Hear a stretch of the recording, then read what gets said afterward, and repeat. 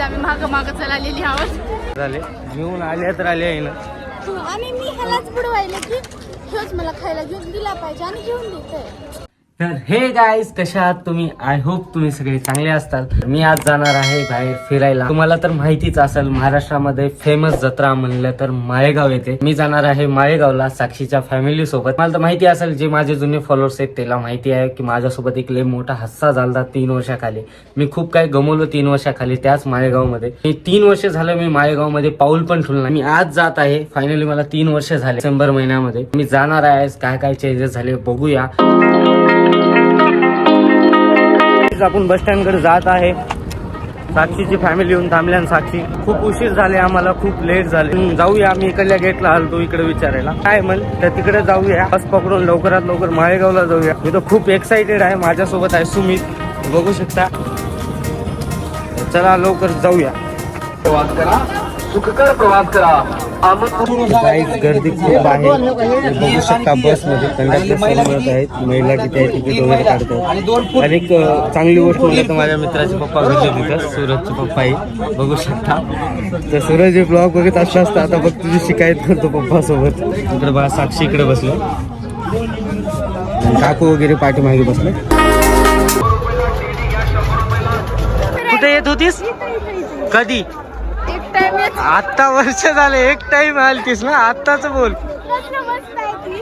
Over acting दुकान guys काही नाही ह्याचं काही नसतंय. Over acting guys. वॉच घ्यायचं असले जीएफला तुमच्या घ्या, तुम्ही घेऊ नका.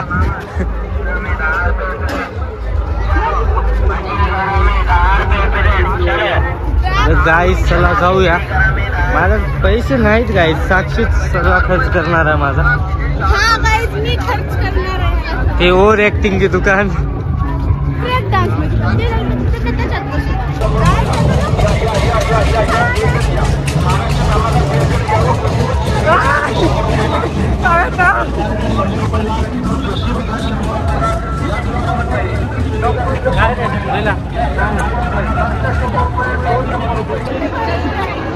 कशाचा? पैसे नाहीत जवळ आपल्या. लय महाग आहेत ते. हावरी हावरी ओढून घेऊन पळून जाऊ त्याचं.